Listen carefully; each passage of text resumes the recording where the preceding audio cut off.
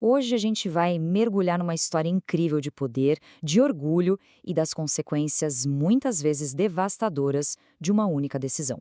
Nós estamos lá em 1 Reis, capítulo 20, bem no meio de um cerco super tenso entre Acabe, o rei de Israel, e o poderoso Ben-Hadad, da Síria. O que será que acontece quando a misericórdia de um rei bate de frente com um decreto divino? É o que a gente vai descobrir. Olha só como tudo começa, com um cerco. Samaria, a capital do reino de Israel, está completamente cercada. E o rei Ben-Hadad da Síria, que não estava sozinho não, ele liderava uma baita coalizão de 32 outros reis, manda essa mensagem avassaladora para o Acabe. Isso aqui não é uma negociação, gente, é uma declaração de posse.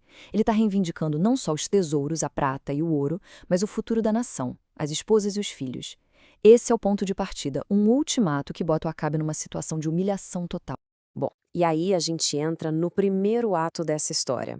É bom lembrar que o Acabe não era um rei exemplar, né? Ele já tinha irritado bastante a Deus, principalmente por promover a adoração a Baal por influência da esposa dele, a Jezabel. Agora, além dos problemas internos, ele encara essa ameaça externa que coloca ele contra a parede. A exigência é humilhante, mas a outra opção é a destruição total. A grande questão é: como é que um rei que já tomou tanta decisão ruim vai reagir sobre uma pressão dessas? Percebam a dinâmica de poder aqui. Na primeira exigência, o Acabe cede completamente. Ele responde algo como: sou teu e tudo que tenho é teu. É uma rendição de bandeja.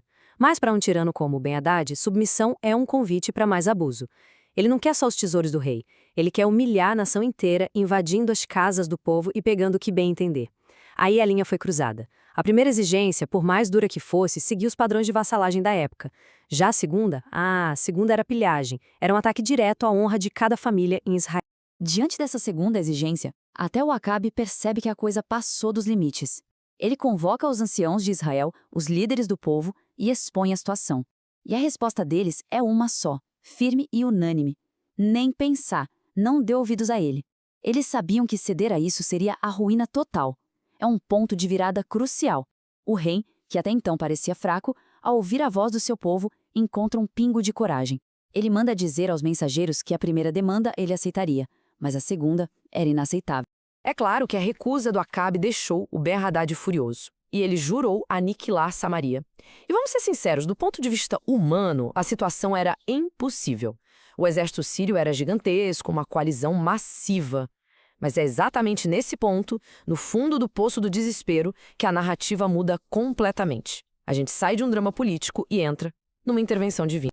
Lá no versículo 13, um profeta anônimo simplesmente se aproxima de Acabe. É um momento chocante. Parem para pensar no paradoxo. Deus usa a arrogância de um rei pagão para ensinar uma lição ao seu próprio rei desobediente. A vitória não é para glorificar o Acabe, de jeito nenhum. É para lembrar a Israel quem é o verdadeiro rei. É uma demonstração de poder e, ao mesmo tempo, de graça. A vitória tinha um propósito muito claro, para que Acabe saiba que eu sou o Senhor. 7.000. Guardem esse número. 7.000 homens. Gente, isso não é um exército, tá mais para uma guarda de honra. Do outro lado, uma coalizão de 32 reis. Um mar de soldados. Uma vitória a que não seria estratégica, seria um milagre inegável. Não teria como o Acabe bater no peito e dizer: eu venci. A glória seria inteiramente de Deus. Essa desproporção toda era de propósito, para não deixar nenhuma dúvida sobre de onde vinha o poder. E o plano de batalha que o profeta apresenta desafia toda a lógica militar. Quem ia liderar o ataque? Os generais mais experientes? Não. 232 jovens assistentes. E quando? Ao meio-dia. Justamente quando o inimigo, cego pela própria arrogância, estaria bêbado e relaxado em suas tendas. É uma estratégia de humilhação divina. Deus usando os fracos, os desprezados, para confundir os fortes. A soberba do Ben-Hadad foi a sua ruína, e a vitória de Israel foi esmagadora. A derrota foi tão humilhante que os conselheiros do Ben-Hadad precisavam achar uma explicação. E a que eles chegaram foi teológica, só que completamente furada. Eles pensaram o seguinte: o Deus de Israel é um Deus dos montes, o poder dele é limitado à geografia. Então eles propõem uma nova estratégia: reorganizar o exército, trocar os reis por capitães mais eficientes e, no ano seguinte, lutar na planície. Essa interpretação toda errada só estava preparando o cenário para uma segunda lição divina ainda mais dura. Eles queriam lutar na planície para provar que o Deus de Israel era fraco ali. O resultado? um massacre ainda maior. 100.000 soldados mortos em um único dia. E como se não bastasse, a própria cidade de Afeca se tornou uma arma quando um muro desabou sobre os 27.000 sobreviventes que fugiram para lá. A mensagem de Deus era clara: eu sou o Senhor de toda a terra. Não há onde se esconder. E Ben-Hadad, que antes se gabava, agora se escondia num quarto escuro, temendo pela própria vida. Com Ben-Hadad derrotado e capturado, Acabe, o rei que venceu por pura graça divina, agora está no auge do poder. A ameaça foi neutralizada. E aqui a gente chega no clímax moral da história. Não se trata mais de sobrevivência, agora se trata de julgamento. O que Acabe vai fazer com o homem que Deus literalmente entregou em suas mãos? Essa é a questão central para o Acabe. Ele tem uma escolha clara na sua frente. Ele pode executar Ben-Hadad, tratando-o como um inimigo que Deus já julgou, ou pode mostrar uma misericórdia baseada em cálculo político. É o teste definitivo da sua lealdade. Será que ele vai obedecer à intenção divina que estava implícita na entrega do inimigo, ou vai seguir a própria sabedoria? É o momento clássico de livre-arbítrio em ação. Prestem atenção na palavra que o Acabe escolhe: irmão. Num instante, ele apaga a linha entre o vencedor e o vencido, entre o juiz e o condenado. Ele não vê mais um inimigo que Deus entregou em suas mãos, mas um igual, um colega rei, um parceiro de negócios em potencial. Essa única palavra, que era um termo diplomático para um rei de mesmo status, sela o destino dele. Ele está basicamente reabilitando o homem que Deus já havia condenado. Olha, do ponto de vista puramente humano, o Acabe parece um gênio da política. Ele transforma uma vitória militar num ganho econômico e territorial.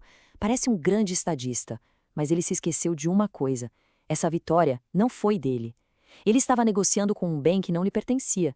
Ben-Hadad era o prisioneiro de Deus, não de Acabe. E em troca de vantagens políticas e comerciais, Acabe liberta o homem que Deus havia designado para o juízo. A atitude do Acabe, claro, não passou despercebida.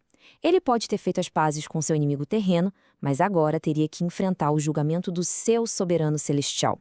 A gente entra agora no ato final, onde o preço dessa misericórdia equivocada vai ser cobrado, e de uma forma bem dramática. A cena é extraordinária. Um dos filhos dos profetas, um discípulo de uma comunidade profética, se disfarça para parecer um soldado ferido. Ele se coloca no caminho do rei Acabe e apresenta um caso hipotético. Ele diz: rei, me confiaram um prisioneiro de guerra, mas por negligência minha ele escapou. E ele pede ao rei para julgar o caso, sabendo muito bem que a pena para uma falha dessas era morte ou uma multa pesadíssima.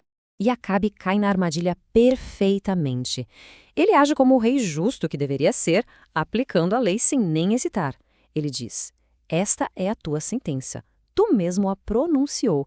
Ele não tem a menor ideia de que está lendo sua própria sentença de morte. Ao julgar o guarda negligente como culpado, Acabe, sem saber, está selando seu próprio destino. E aqui a gente precisa entender um conceito teológico fundamental. A palavra em hebraico é erem. Significa algo ou alguém que foi devotado, separado por Deus para a destruição total. E esse conceito é crucial. Não foi a primeira vez que um rei de Israel falhou nesse mesmo teste. O rei Saul foi rejeitado por Deus por poupar o rei Agag dos Amalequitas, que também estava sob Erém. Acabe está repetindo o mesmíssimo erro catastrófico. Ele tratou como um assunto político algo que Deus já tinha declarado como um julgamento sagrado. Com a sentença de Acabe ainda ecoando no ar, o profeta tira o disfarce rapidamente. O rei o reconhece. O momento da verdade deve ter sido avassalador. O profeta então aplica a sentença do rei a ele mesmo, revelando a palavra de Deus.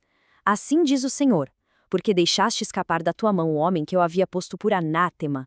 A parábola se tornou realidade. Acabe era o guarda, Ben-Hadad era o prisioneiro, e Acabe, ocupado com seus próprios tratados, o deixou escapar.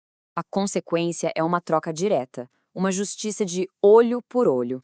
A sentença de Deus é terrível. A tua vida será em lugar da sua vida, e o teu povo em lugar do seu povo.